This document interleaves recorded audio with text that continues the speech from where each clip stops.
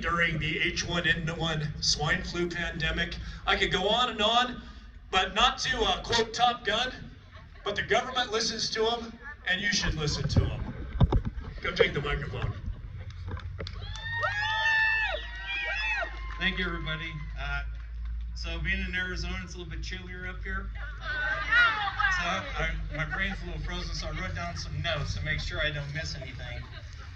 But I appreciate you guys having me up here. I've been talking to Shane for a little bit, and some of the things that we're experiencing in Arizona, you guys oh, gotcha, sorry about that, thank you. So there's some things in Arizona that we've been experiencing that I want to make sure that you guys evade. We've had a mask order for months now in Arizona since June. The infections are still on the rise.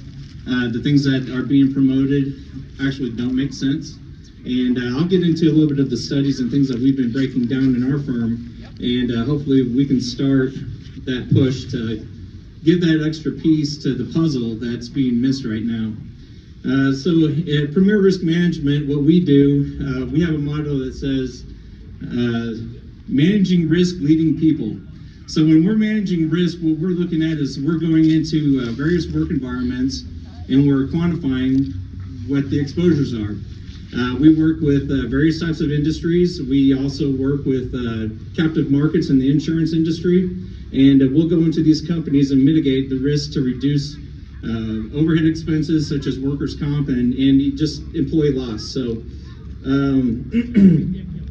so what we utilize, there's a scientific long-term engineering study or a protocol called the hierarchy of controls. So we'll use medical science. Medical science gives us a great deal of how we're going to attack the problem or the contaminant. But the hierarchy of controls, this is a special system that has tried and true for decades. Various industries use it. We use it for our work. And what that means is we look at the different strategies and prioritization of how we're going to implement strategies to reduce exposure. First thing we try to do is eliminate the exposure. That's not always possible, but in the sense of COVID-19, what we do is we try to keep people at home if they're sick. That's a good elimination protocol. Then we try to substitute the hazard. And in this situation, there isn't a substitution, but one experience I've had is, for example, if you have a degreaser with carcinogens, you can use a fruit acid-based degreaser that will reduce that carcinogen exposure. Then we go into what's called engineering controls. And the engineering controls for this pandemic, one of the great ones in a building is called the HVAC system. And what that does is that mitigates your air. I've been on several webinars of colleagues of mine around the world who have been doing air sampling in contaminated areas with sick patients. And they're having a difficult time finding contagion in the air because the HVAC systems are so efficient, especially in the medical facilities.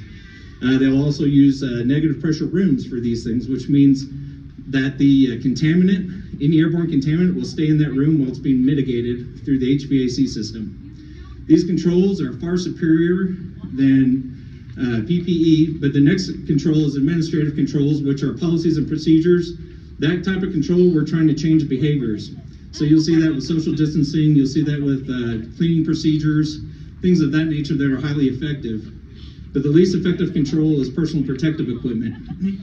That's your last line of defense. And the disturbing thing that we've been watching since May is that people are using this as a centerpiece for their exposure control plan for this. In Arizona, like I said, we've had a mask mandate for several months now, since June. What I've witnessed firsthand, I'm just an observer of people, but since everybody's turned on the mask mandate, they've reduced their cleaning, their hygiene, and those exposures are continuing because people believe that the mask is stronger than more effective measures. And there's a lack of education that's going on in the public right now from public health officials. And to be quite transparent, they don't always have the skill set in this piece.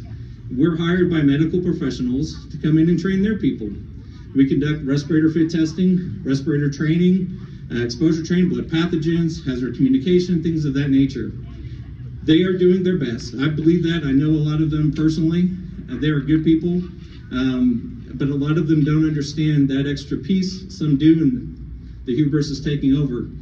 But the medical science is important for us to combat this, but also is risk management. That is the piece of expertise that's being ignored right now. Leading people, so when we talk about leading people, whenever there's a dysfunction in the safety strategy, 95% of that reasoning is from human behavior. So when we get back into proper training, proper protocols, adults that have had training are still 95% of the problem. You're putting PPE on children. How is that going to be handled even if you train kids? But they're not being trained. And now we're leaving children to a higher exposure. One of the things that I brought with me, so when we talk about masks, some of the studies that are being used right now, we're actually dissecting those. So the studies are contaminated with other controls being used. They'll reference it, but they don't acknowledge it in the studies. So the same time they're doing a mask mandate, they're also enhancing their cleaning procedures. They're enhancing their HVAC system. They're also I mentioned the negative pressure rooms, but with the masks, there is a downside to them, and that's not being discussed. And for my long-term study up until May of this year, improper mask use was a contributing factor to high bacterial pneumonia during the 1918 Spanish flu. There's also a randomized controlled trial in the Vietnamese industry where moisture was a contributing factor to retaining the virus or virus material and infecting nurses. I brought this with me. This is it's a sampling media, so when I go out and conduct air sampling, I use a pump, and I'm bringing in about 2 liters of air per minute for about an 8-hour time span, and in here is a gelatin filter. And a gelatin filter is important because it retains, it's moisture, it has moisture on it that retains the viability of the virus material or germ material that I'm testing for, which is important for it to get back to the lab for it to be analyzed. So imagine wearing a mask all day. Imagine the moisture that builds up from the sweat, from your breathing, and what is that doing? It's becoming a petri dish. So and that is a real risk, and that's being poo-pooed on, and it shouldn't be. That is a significant risk for kids, because to this day, pediatricians around the world will tell you children have a higher risk of seasonal flu than they do of COVID-19. So when you're adding risk to kids wearing a mask of being contaminated to the flu, you're increasing their risk. And that leads me to a point where when we're analyzing risk, you can't be tunnel vision. If you get too focused on one thing, you might be creating another risk. There's always a domino effect for every decision you make. And it's important to have an open mind and be able to analyze that properly and account for those things. So with your city council, I'm not an adversarial component to this. What I want to do is be an educator. I want to assist and help you and them come together and really develop a plan, a strategy, because you can't do nothing. You have to do something. This is a real threat. This is a possibility. There are crowds. There are types of people that do have legitimate exposure issues to this. But there is a methodology of doing it to be surgical about it. You don't have to have a plan that fits all. And what we've designed in our firm is a COVID response plan. It's a macro plan, and that's what I would recommend to them. Have a response plan from a macro perspective, encourage businesses to implement this, customize it to the business that makes sense for their operation, and make sure that you're not enhancing exposures.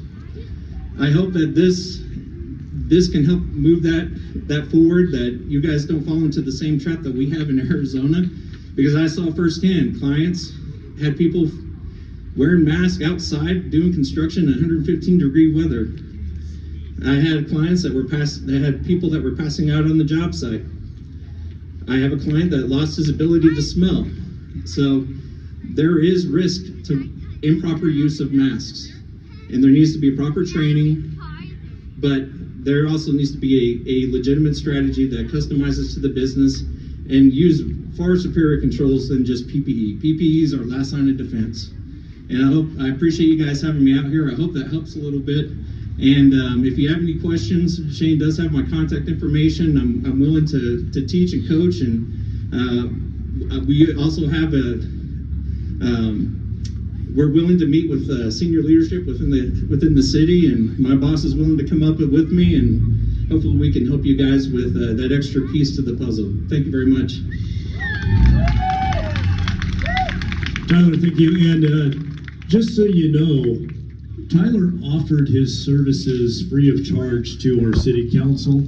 To South Central Public Health, to St. Luke's, any government officials, even Governor Chicken Little, if he's interested in listening to him. He has offered his services to him for free. So give him a round of applause. I mean, that is a wonderful thing that their business is doing here to try to help get rid of some of the misinformation that's out there. Now we're going to